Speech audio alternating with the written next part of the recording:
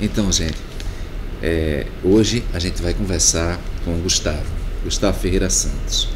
O Gustavo, todos vocês conhecem, mas eu vou dizer aqui, sabe, Gustavo, um breve relatório um resumo da atividade do Gustavo.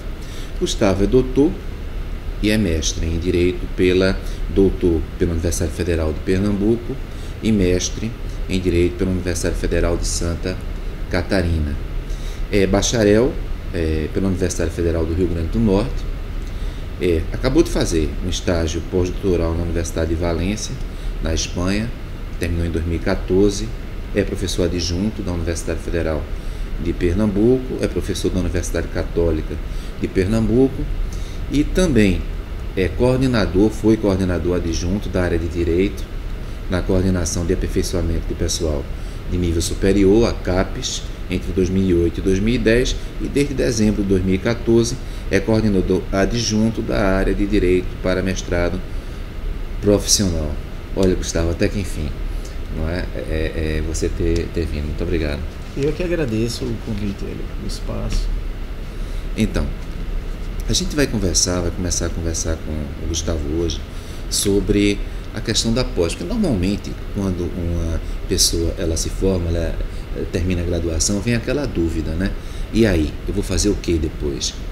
E já de há muito tem aquela ideia, olha, vai fazer uma pós, mas que tipo de pós? Então, basicamente, pelo que eu tenho estudado, existe a pós lato sensu e a pós stricto sensu. A pós lato sensu são cursos de especialização, MBAs, e a stricto sensu, mestrado e doutorado. Só que no mestrado agora está surgindo mestrado profissional, né, Gustavo? Fala um pouquinho sobre isso. É isso. Como você bem resumiu, existem dois grandes tipos de pós-graduação. Uma pós-graduação, vamos dizer assim, mais livre para a universidade, que é lato sensu, e uma mais regulada, que é stricto sensu. E a stricto sensu você tem três tipos de cursos hoje. Mestrado acadêmico, que é o que tradicionalmente a gente conhece na área, já sempre conviveu com ele. O mestrado profissional, que para a área de Direito é uma coisa relativamente nova. E o doutorado, que hoje a gente só tem doutorado acadêmico. É possível que no futuro essa discussão evolua para existir também um doutorado com orientação profissional. Então, o mestrado profissional é um mestrado que visa não a formação de pesquisadores e docentes, como é o mestrado acadêmico, mas ele visa determinados mercados de trabalho. Então, por exemplo, na física podem fazer algum que, sei lá, tenha uma aplicação específica para um tipo de indústria X. Está na área de física, mas não é uma discussão teórica, né, da física como os mestrados acadêmicos tradicionalmente. Engenharias tem muitos mestrados profissionais voltados a mercados de trabalho específicos. A administração, né, administração de empresas é uma área muito aplicada, então hoje a administração tem quase o mesmo número de mestrados acadêmicos e profissionais. E em Direito nós temos poucos ainda, né? Na trienal passada tinha apenas um, nós autorizamos 3. O que é trienal? Isso é importante. Claro. Veja, a avaliação da pós-graduação ela é feita, ela sempre foi feita de 3 em 3 anos. Pós-graduação stricto sensu, a lato sensu não é avaliada. Certo. A lato sensu, como eu disse, é mais livre para a universidade. Tem regras mínimas, mas não é. Então, a gente chamava de trienal porque ela era feita de 3 em 3 anos. A partir deste período de avaliação, ela será feita de 4 em 4 anos. Então, a gente vai começar outra, vamos dizer assim, outra gíria chamada de quadrienal. Este ano vai ser a avaliação quadrienal. Então, na trienal passada, a gente tinha um direito, que era a FGV de São Paulo. A FGV tem 2 mestrados, um mestrado acadêmico e um profissional. Profissional exatamente tributário e negocial, né? Direito dos negócios. Tributário. Então, exatamente. E no ano passado nós autorizamos mais 3 cursos. Unifor, sobre mediação, na verdade o nome é Gestão de Conflitos, o nome do mestrado profissional. Explica a sigla, Unifor. Unifor, Universidade de Fortaleza. É a maior instituição privada do Ceará, é a maior universidade privada do Ceará. A Unicinos, do Rio Grande do Sul, que é uma universidade jesuíta, muita tradição no curso de Direito, tem um bom mestrado acadêmico, um doutorado avaliado bem na CAPES, com conceito 6, eu vou explicar como é que esses conceitos são atribuídos. E eles lançaram um em Direito dos Negócios, muito voltado à advocacia, né, com coisa, advocacia de empresa e tal. E tem um autorizado, mas ainda não funcionando, que é da Federal de Santa Catarina, sobre acesso à justiça. É um convênio da universidade com o Tribunal de Justiça de Santa Catarina. Esse está autorizado, mas ainda não começou a funcionar no nosso edital, nada. Me diz uma coisa, pelas pesquisas que eu fiz, confirmo, junto à CAPES, dos mestrados brasileiros, nota bem, não estou falando dos mestrados em Direito, mas dos mestrados brasileiros, 45% são mestrados profissionais. Certo. E os demais, 55%, são mestrados acadêmicos. Então, os mestrados profissionais estão crescendo e crescendo bastante, né? Por que é que direito, digamos assim, não acompanhou tanto, esse crescimento? Veja, quando eu fui coordenador adjunto, já tinha uma discussão sobre que outras áreas diziam direito precisa autorizar mestrados profissionais. E eu sempre concordei, eu acho que em direito dá para distinguir bem aquilo que é voltado a uma discussão mais, vamos dizer assim, teórica, estrito senso. Nessa discussão, eu acho que os mestrados acadêmicos já fazem bem o trabalho. E outra que é um conhecimento mais aplicado. Eu sempre defendi isso. Mas tinha resistência na área. Tinha gente na área, e algumas pessoas até bastante influentes no debate, que achavam que direito não conseguiria distinguir que todo conhecimento de direito é um conhecimento também aplicado e que não era para direito autorizar. Então, no nosso período de avaliação, esse período que foi 2008 a 2010, não houve nenhuma autorização de curso profissional, certo. Apesar de eu achar que cabe, em direito sempre achei que cabe. A pressão das outras áreas foi muito grande, o mestrado profissional foi crescendo nas outras áreas, foi tendo forma, foi ficando uma coisa importante nas outras áreas, e todo mundo achando meio estranho, as outras áreas achando estranho que direito não autorizava mestrados profissionais. Então essa pressão das outras áreas, esse olhar das outras áreas para direito, fez com que direito acabasse autorizando o primeiro, foi na gestão passada. E agora que eu assumi essa coordenação adjunta, eu aceitei exatamente porque é para o mestrado profissional. Eu já tinha sido coordenador adjunto, então já tinha essa experiência. Certo. Então eu quis, pelo desafio de ajudar a discutir qual a identidade dos mestrados profissionais em direito. Quer dizer, o que é em direito que vai diferenciar o mestrado profissional do mestrado acadêmico. Então, agora eu vou colocar vários argumentos contrários, certo, e alguns argumentos também favoráveis. Vamos discutir sobre isso. Eu tenho escutado o seguinte: qual é a diferença de um mestrado profissional para um MBA? Então, se um MBA já é um pós lato sensu, por que então ter um mestrado profissional, uma pós estricto sensu? Não se confundiria um MBA com um mestrado profissional? E mais, se diz, olha, se nos Estados Unidos os MBAs são tão regulados, a gente está indo também para os Estados Unidos nessa nossa conversa. Então, se nos Estados Unidos os MBAs são tão regulados, tão fiscalizados, de excelente qualidade, no Brasil a história não foi exatamente assim. Então nós não poderíamos estar com os mestrados profissionais de alguma maneira banalizando o mestrado profissional, como fizemos, ou talvez é a minha impressão, no MBA. E aí, primeira Acho crítica. Que não. Primeiro porque eu acho que o MBA foi nesse caminho porque ele ficou lá no lato sensu. No lato sensu a universidade tem uma liberdade muito grande de estabelecer seus critérios, seus parâmetros de avaliação. No estrito sensu não. No estrito sensu há um rigor muito maior, o olhar da comunidade é muito mais, vamos dizer assim, detalhado sobre. E o mestrado profissional, ele tem uma pesquisa. Ele tem uma pesquisa, ele não é só aula, porque a especialização, o trabalho final da especialização é uma coisa relativamente simples e o foco da especialização são as aulas. Certo. O mestrado profissional ele vai ser parecido com o acadêmico, naquilo que você tem um número reduzido de créditos em sala de aula e tem um tempo razoável para pesquisa, né? Só que essa pesquisa é uma pesquisa aplicada. Imagina, por exemplo, um mestrado profissional sobre poder judiciário, ele pode fazer um trabalho de conclusão de curso que não é uma discussão teórica sobre um instituto jurídico X ou Y, mas pegar, por exemplo, fluxos internos de uma vara judicial e tentar identificar problemas ali, soluções para aqueles problemas. Então, uma espécie de um relatório sobre uma análise de um processo, de um organograma, de uma instituição. Então, é uma pesquisa. Essa pesquisa é muito mais aplicada do que a do acadêmico. Então, né? eu poderia imaginar o foco seguinte, outro, né? Perfeito.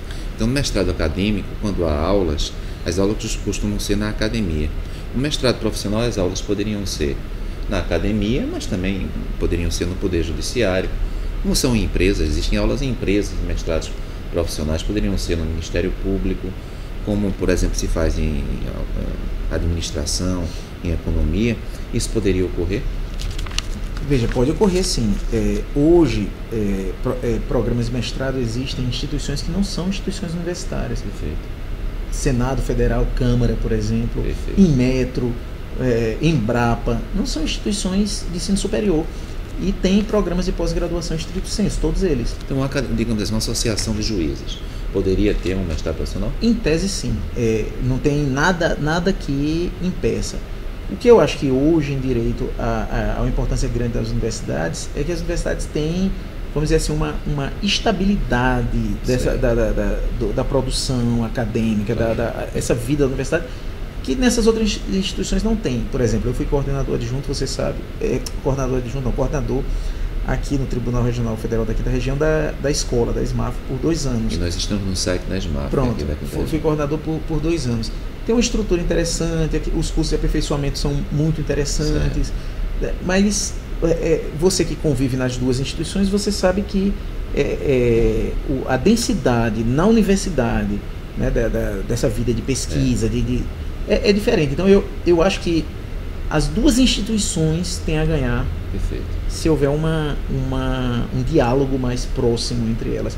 Eu acho que as escolas de magistratura são um exemplo interessante de um conhecimento muito grande que existe na instituição, no judiciário, e que poderia ser, em um diálogo com as universidades, organizado, com a metodologia adequada, para ser potencializado. Então eu acho que as duas instituições têm a ganhar. Eu tendo a torcer, quer dizer, eu torço, né? E tendo a incentivar essa aproximação entre universidade e instituições. Perfeito. Então, ao invés de nós separarmos com o mestrado profissional e o mestrado acadêmico a academia da vida prática, nós estaríamos integrando ainda mais. Porque as duas instituições ganham. Certo. Você vê direito. Você tem demandas diferentes para advocacia, para magistratura, para o Ministério Público, Defensoria Pública. São várias instituições diferentes que têm demandas diferentes. Você vê, por exemplo, FGV São Paulo e Unicinos. Certo. Estão trabalhando em espaços diferentes que interessam bastante a advocacia, né? Claro. E existem muitas demandas da advocacia que não são atendidas. No judiciário hoje a gente não tem no Brasil um mestrado específico sobre poder judiciário. Perfeitamente. Teve da FGV do Rio de Janeiro, que era interdisciplinar, mas, por exemplo, na área de direito, um mestrado profissional sobre poder judiciário, nós não temos ainda. Esse da Federal de Santa Catarina pode ser uma experiência interessante, mas não começou ainda a funcionar.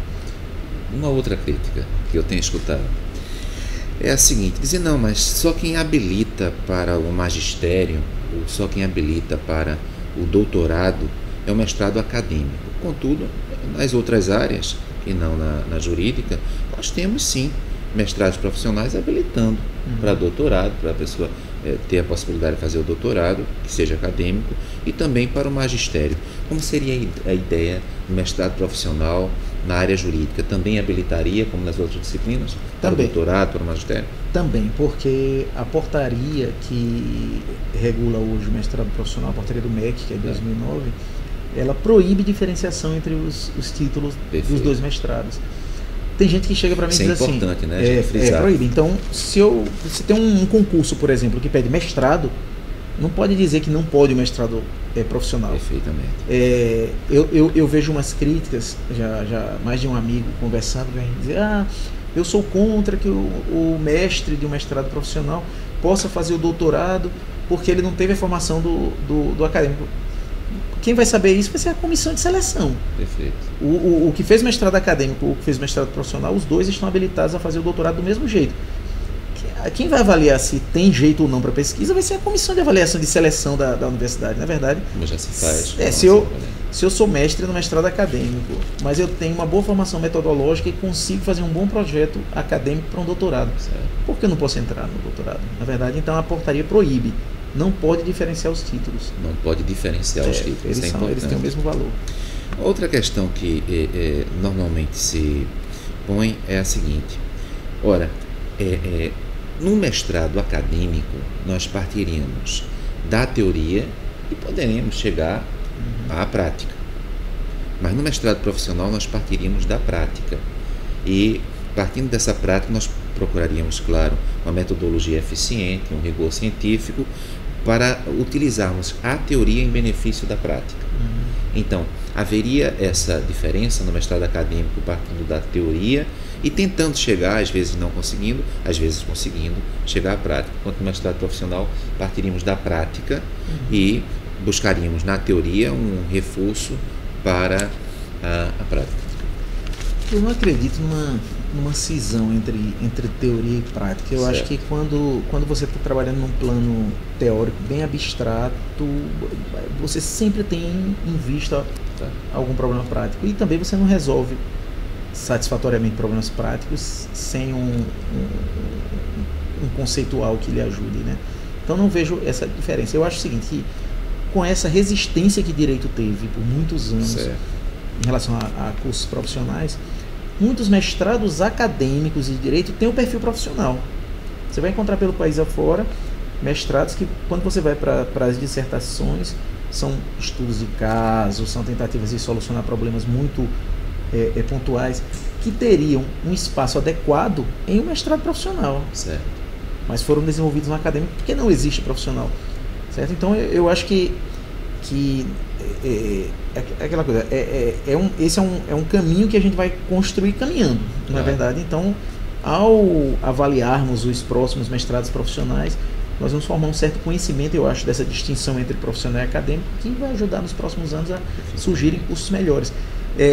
Recentemente eu reuni em São Paulo os coordenadores dos 3 que estão funcionando lá na FGV. Às vezes questão de fazer na FGV porque é o curso que tem mais experiência. Nós ouvimos durante a manhã, isso foi um encontro de um dia, ouvimos durante a manhã a coordenadora de administração. Mais alto. A coordenadora de administração, ela já tem uma experiência grande de avaliar mestrados profissionais, e ela foi narrar como é que a área de administração avalia. E à tarde a gente já começou a discutir a experiência dos cursos. E vendo o que está acontecendo dentro desses 3 cursos, são poucos, né? Mas importante, a gente já começa a ver... Universidades importantes. Exatamente, começa a ver já ali se desenhando o mestrado profissional. Eu vou dar um exemplo. O mestrado da Unifor, em Fortaleza. Ele nasceu já de uma experiência que a universidade tinha boa com mediação. Certo. Eles tinham um núcleo de mediação que já funcionava bem. Professores, doutores participando ali. Então já existia, vamos dizer assim, uma produção de conhecimento aplicado à conciliação ali, à mediação, que suportava o mestrado profissional. E eles tinham já uma ponte com a Universidade de Columbia, em Nova York. Inclusive, no projeto, a coordenadora do núcleo da Universidade de Columbia, do núcleo de mediação, a professora norte-americana, ela está como colaboradora do mestrado de Fortaleza. Perfeito.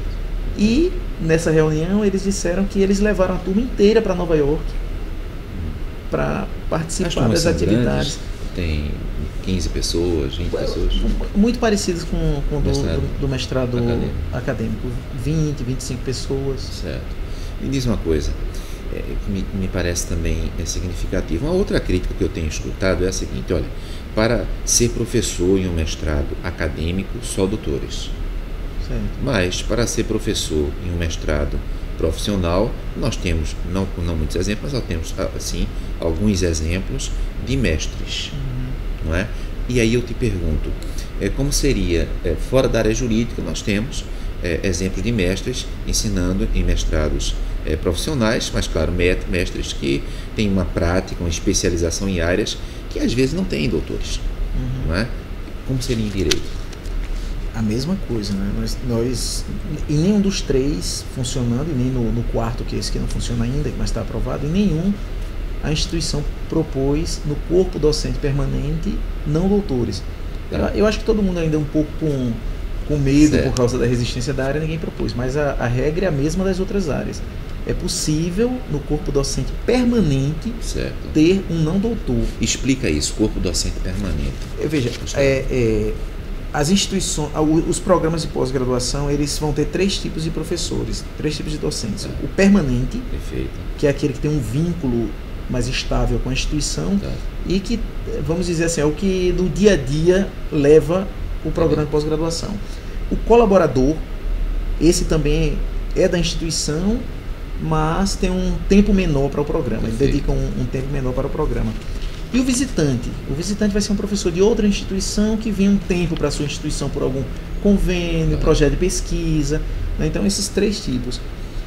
Então, boa parte da avaliação de um programa é em cima do corpo docente permanente. Quando você informa para a CAPES as atividades do seu programa, você diz quem são os docentes permanentes. Então, por exemplo, produção intelectual, que é um item que é muito importante na avaliação hoje. Produção intelectual avaliada é a do corpo docente permanente. Então, a gente tem nesses programas, tem exemplo de não doutores como colaboradores. Eu acho que a instituição, na hora de fazer o projeto, pensou assim, se eu colocar como colaborador e ele não vai contar na produção, tudo mais tal, não vai ser tão rigorosa a avaliação, se cabe ou não a presença dele ali. No corpo docente permanente, você vai ter que provar que aquele técnico ali, né, ele está ali na figura de um técnico e não de um doutor, aquele técnico é uma autoridade naquele campo do conhecimento, naquele mercado, naquela prática, né? O da Universidade de Fortaleza colocou, se eu não me engano, 2 não doutores. Tá? Ok. Se eu não me engano, tem 2 não doutores no da Unifor como colaboradores. E o da Federal de Santa Catarina, eu acho que 1. Existem percentuais médios dessas 3 categorias, visitantes, colaboradores e do corpo permanente? Não. O que no documento de área se quer evitar é a dependência do curso em relação aos colaboradores. Não tem um número X, mas não pode mostrar dependência dos colaboradores. Quem tem que sustentar o programa tem que ser o permanente. Existe um site onde a gente pode pesquisar isso, né? Tem. No site da CAPES tem uma que é caps.gov.br, tem um link que é avaliação. Ali em avaliação você entra e tem áreas de avaliação. Você pode procurar de qualquer área. Entendi. Direito é uma delas, e na de direito tem o que a gente chama de documento de área. O documento de área ele tem todos os passos da avaliação. Na verdade, agora você vê o documento que saiu da avaliação trienal passada. Para a próxima avaliação, daqui a 2 anos, provavelmente algumas coisas serão alteradas. Por quê? Porque a ideia da avaliação ela ia evoluindo. Realmente dentro de 3 anos, não, são 4 anos. Vão ser 4 anos agora, né? Nós já temos 2 anos passados. Aí tem este ano e o próximo, né? Então provavelmente no primeiro semestre de 2017 tem outro processo de avaliação. Entendi. E é isso que eu queria conversar também contigo, porque pelo que eu pude estudar, são 5 critérios para a avaliação. Quesitos, enfim, para avaliação. Então eu queria analisar cada um deles contigo, porque é difícil ter alguém que conhece e que trabalha na CAPES. Eu vou dar uma sugestão e aí você me explica se eu estou errado, por quê.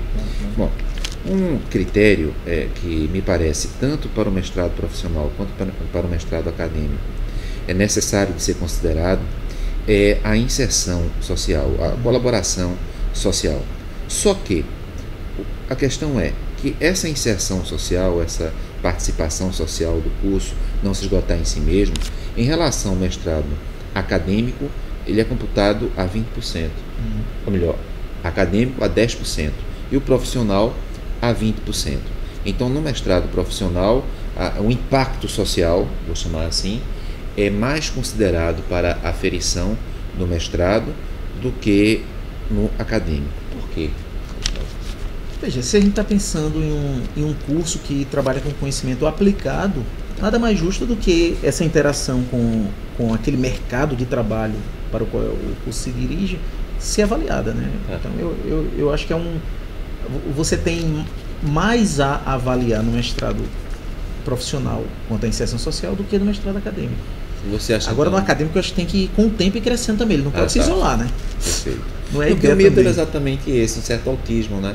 Que dentro dessa média ponderada dos 5 requisitos, a gente considerar para o mestrado profissional 20% o impacto social, né? E para o mestrado acadêmico 10%. Como se o mestrado acadêmico, como se a academia também não devesse participar da sociedade e ter os seus impactos.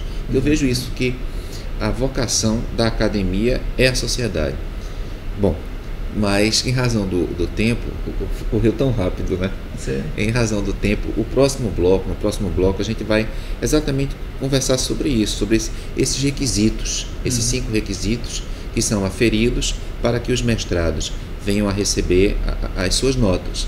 Lembrando que a CAPES, se a nota não for boa, ela, como uma instituição que fiscaliza, pode até fechar um mestrado. Tal a importância que tem a CAPES. No próximo bloco, tá bom?